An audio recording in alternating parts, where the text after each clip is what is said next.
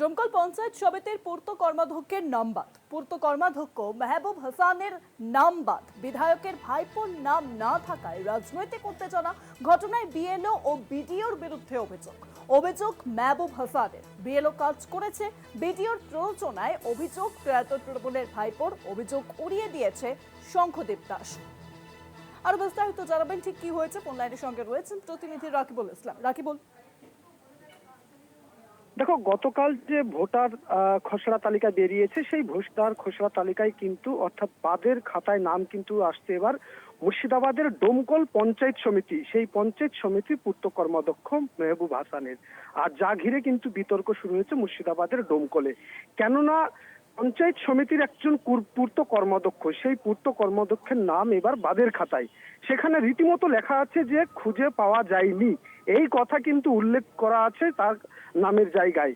আর যা ঘিরে কিন্তু বিতর্ক শুরু হয়েছে মুর্শিদাবাদের ডোমকলে। যদিও এই ঘটনায় কাঠগড়ায় তুলেছেন মেহবুব হাসান খোদ বিডিওকে, অর্থাৎ ডোমকলের বিডিও আছে শঙ্খদীপ দাস, তাকে কিন্তু কাঠগড়ায় তুলেছেন।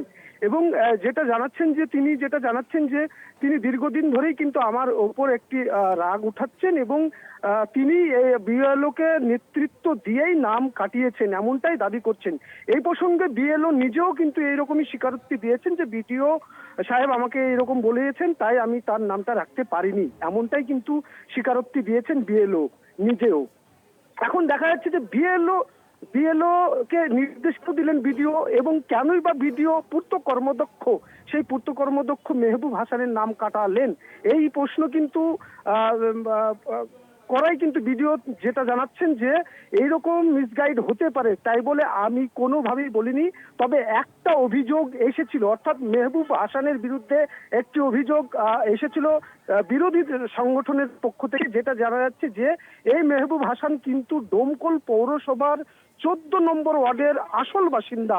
তিনি গত পঞ্চায়েত নির্বাচনে তার 14 নম্বর ওয়ার্ড থেকে গ্রাম সংসদ এলাকায় ভোট তোলেন, অর্থাৎ ব্লক এলাকায় ভোট তুলেন, নওরাজপুর বলে একটা গ্রামে, সেখানে ভোট তুলে এবং পঞ্চায়েত নির্বাচনে প্রতিদ্বন্দ্বিতা করেন।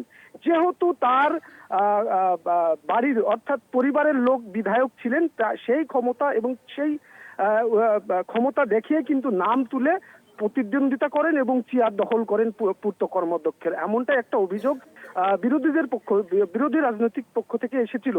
এবং সেই বিষয়টাও দেখে বুঝে এই নাম কাটানো হয়েছে এবং যদি ভুল হয়ে থাকে সেটা সংশোধন করা হবে, এমনটাই বিডিও জানাচ্ছেন।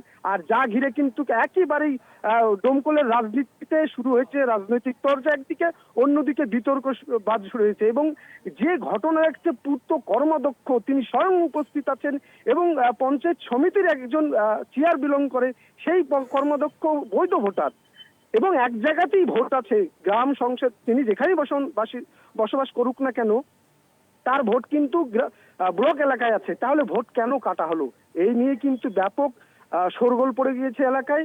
আর যা নিয়ে দুশ্চিন্তায় কিন্তু এই মুহূর্তে রয়েছে পূর্ত কর্মাধ্যক্ষ নিজে মেহবুব হাসান।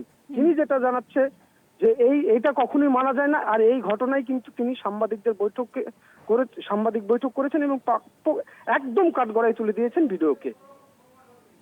অনেক ধন্যবাদ রাকিবুল। ফোন লাইনের সঙ্গে ছিলেন প্রতিনিধি রাকিবুল ইসলাম। আমাদের কাছে যেমন অনেকজনেরই কমপ্লেন আসে, যখন নর্মাল কমপ্লেন এসেছিল সেই হিসাবে আমরা বিএলওকে ডেকেছিলাম। তো বিএলওকে ডেকে আমরা জিজ্ঞেস করেছিলাম যে এটা আর কি ঠিক না ভুল।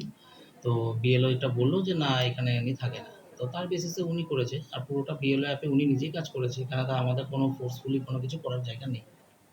প্রসেনজিৎ ঘোষকে উপেক্ষা করে বিভিন্ন কূটনৈতিক কথা, কখনো সভাপতিকে কূটনৈতিক কথা, কখনো সহসভাপতিকে কূটনৈতিক কথা, কখনো আরো অন্য কর্মদক্ষের কূটনৈতিক কথা, কখনো আমাকে বিভিন্ন একটা ভেদাভেদ তৈরি করে রাখতো।